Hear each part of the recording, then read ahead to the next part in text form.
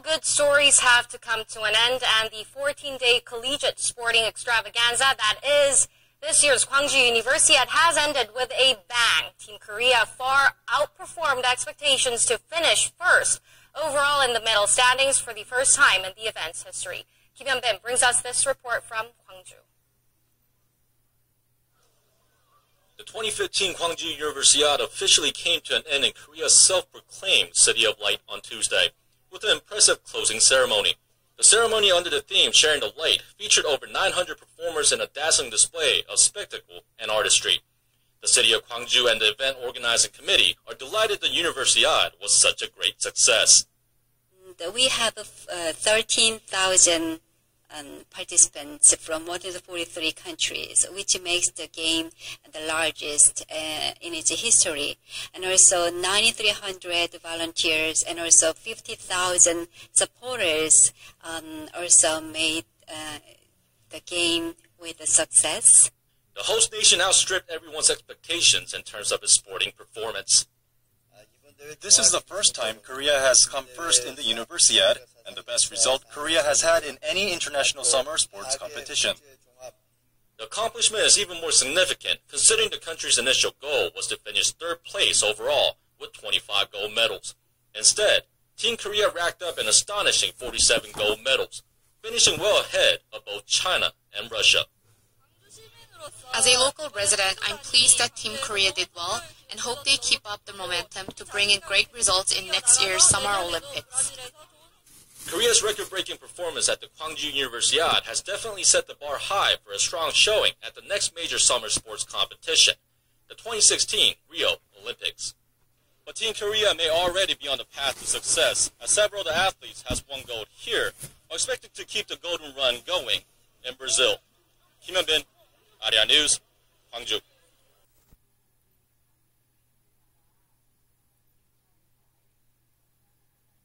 Korea's first public home shopping channel selling domestic agricultural products and goods from small and mid-sized companies began programming today. President Park expects the new channel to become a dream-come-true platform for small and mid-sized businesses. Our Chul reports. Korea's first public home shopping channel showcased its inaugural lineup of products before its official launch on Tuesday. President Park Geun-hye got a preview of the goods, including a timer-operated rotating cooker. 어떤 점을 부각해서 소비자한테 알리실 계획입니까? 그동안에 조리를 할 때 이게 뒤집어지는 번거로움이 있었고요. 기름이 튀었거든요. 그런데 이건 불화하기 때문에 뒤집어지지 않고요. A year ago, the government announced plans to launch a public shopping channel to help Korea's small and mid-sized firms and the agricultural and fisheries sector secure a market for their innovative products. 공영 홈쇼핑은 중소기업과 농수산업의 혁신적인 유통 플랫폼의 역할을 하면서 창조적인 우수한 제품의 발굴을 선도해 나갈 것입니다. Significantly reducing the commission that sellers pay a shopping channel, the public broadcaster will boost the competitiveness of SMEs by way of product enhancement and innovation. Farmers and fishermen will also be able to save on distribution costs through direct trade with consumers. 상품성이 있는 제품을 만들고도 이제 소비자에게 알릴 길이 없어서 이제 그 소비자도 모르고 또 제품 개발자도 애를 태우는 이런 일은 이제 앞으로 없어질 수 있도록 많이 힘써 주시고요. Highlighting the government's support for innovation, President Park also visited a startup town where entrepreneurs and investors are teaming up to launch their businesses globally. There, she asked that they work closely with the government and conglomerates, completing a full cycle of an ecosystem for startups. 최유선, Arirang News.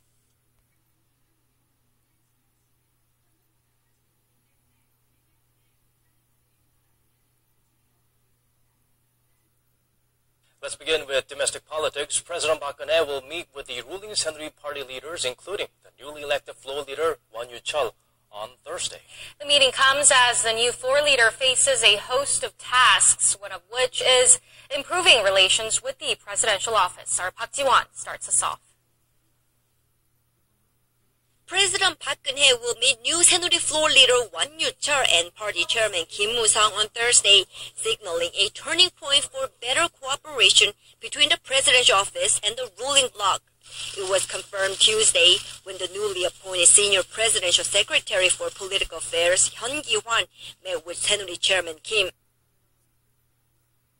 Let's begin with domestic politics. President Park Geun-hye will meet with the ruling Saenuri party leaders, including the newly elected floor leader, Chul, on Thursday.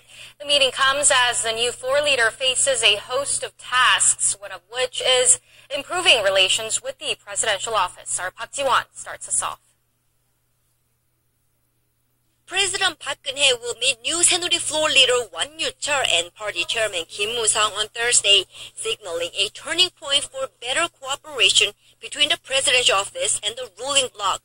It was confirmed Tuesday when the newly appointed Senior Presidential Secretary for Political Affairs, Hyun Ki-hwan, met with Saenuri Chairman Kim. Earlier in the day, Hwan was officially approved by party consensus to take up the floor leader post. In his acceptance speech, the 52-year-old four-term lawmaker said he would mend ties with the president. Based on a close relationship with the presidential office, I will focus on improving the economy and the livelihoods of the people, and on fulfilling the Park Geun-hye administration's reforms in four major areas: the public sector, labor, education, and finance. The new ruling party floor leader got right down to business, meeting with his opposition party counterpart Lee Jong-geul soon after giving those remarks. The two vowed to work together on many pressing issues, including a contentious multi-billion-dollar extra budget. The main opposition floor leader also held a briefing earlier in the day. He said his party would push to increase the amount of budget funds that would go to support the people and medical institutions that suffered as a result of the MERS outbreak. And he reiterated the opposition's view that some $5 billion allocated to covering the current tax revenue deficit should be cut. The chronic tax revenue deficit is a symbol of the Park Geun-hye administration's incompetence. You might think the deficit came from the public's failure to pay their taxes, but that's not the case. It is the government's failure to correctly estimate tax revenues, either due to failed economic projections or policy mistakes. Despite their differences over the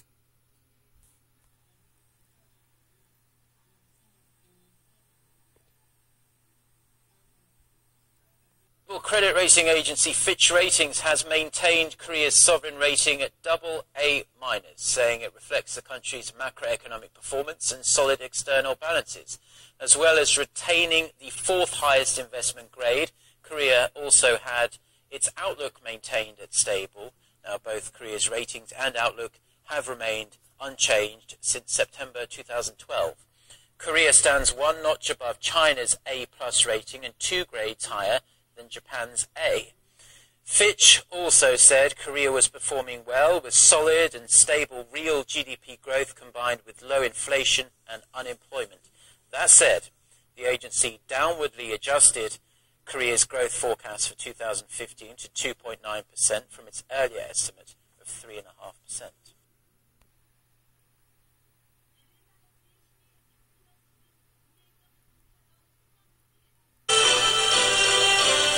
Coming up, it's a historic day for Arirang TV as the station officially launches a 24-hour channel on the UN in-house network. At long last, Iran reaches an agreement with 6 world powers. Some sanctions on Tehran will be lifted in exchange for nuclear program curbing. The 2015 GwangJu Summer Universiade comes to a close. Korean athletes set the bar way high with a historic first-place finish overall. These stories and more, next. Very good evening to our viewers in Seoul. I'm Daniel Choi. And I'm Hwang Ji. And as for our viewers in New York, hope your day's off to a great start. And regardless of time zones, welcome to Arirang TV's first newscast on the UN in-house channel network. This time, a slot will be the first of 11 newscasts, including programs dedicated to specific current affairs and business news. Through which we hope to quickly and accurately deliver stories, especially from Korea and East Asia. Let's start with our first story. Just an hour ago, Arirang TV signed an MOU with the United Nations to launch a 24-hour channel on the UN in-house network. It's the first Korean channel to establish a 5-year partnership with the UN, and it joins a host of other international news channels like CNN and BBC World. Our Hwang Sung-hee files this report from the UN headquarters in New York. Arirang TV will now reach viewers at the UN headquarters in New York. With the broadcaster's launch on Tuesday of a new 24-hour channel on the UN in-house network, all UN staff can now view Arirang TV on their computers and TVs in the agency. Arirang TV is the first Korean channel and only the second Asian channel to establish a 5-year partnership with the United Nations following NHK World, which started broadcasting on the network last year.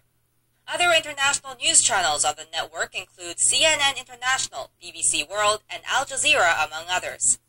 The launch of the new channel comes in an age when global engagement is inevitable, with greater cooperation among nations and an increase in conflicts of national interest. In this climate, the UN has expressed its hope that the channel will become an effective tool for helping viewers understand and bridge those differences. Korea can use the channel as an instrument for introducing to the international community its perspective on various issues, such as its historical dispute with Japan and its push for a reunified. Thanks for tuning in to today's edition of Business Daily, coming to you live from Seoul. I'm Lee Ji-yoon. Before we get started, let's first get a check of today's highlights. Korea is rapidly aging with its low birth rates and high life expectancy. We sit down with an expert to talk about how a graying population affects the Korean economy.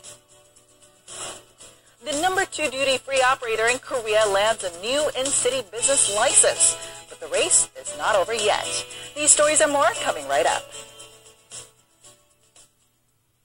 With threat of a Grexit scenario now mostly out of the picture, the uncertainty that had weighed over the Korean stock markets has also left with it. While the worst-case possibility was forecast to have little impact on the Korean economy, an expert at Hyundai Research Institute said that exports to European Union nations in the near term will likely fall by 1 to 2% on a weakened euro.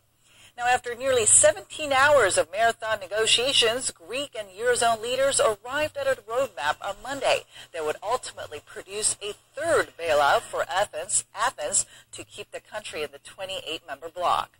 But it would require a tough set of reforms to be passed through the Greek parliament by Wednesday, including slashing pensions and liberalizing the labor market.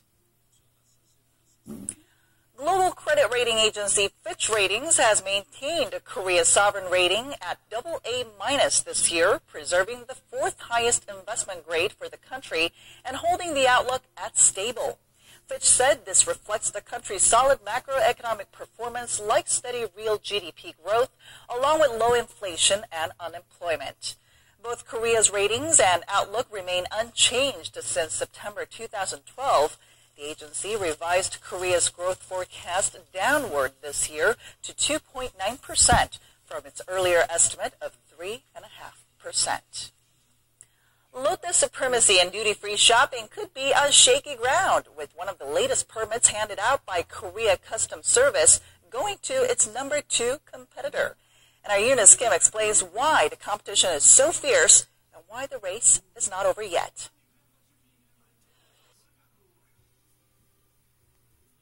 Shifting gears, according to diplomats, a historic deal has been reached on Iran's nuclear program. This after 17 days of negotiations and over a decade of deadlocked talks. The deal between Iran and 6 world powers, including the U.S., Russia, and China, will grant Iran sanctions relief in exchange for curbing its nuclear program. Tehran has accepted a snapback plan that will eventually bring back sanctions in 65 days if it violates the agreed deal. Still, a UN arms embargo will remain in place for 5 years and UN missile sanctions for 8 years. A final Vienna meeting and news conference regarding the deal is expected soon.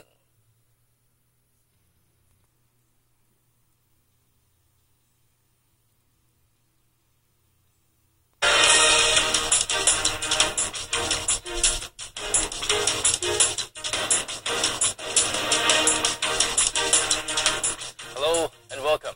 To better arbitrate international conflict and to negotiate peace, the United Nations was born in 1945.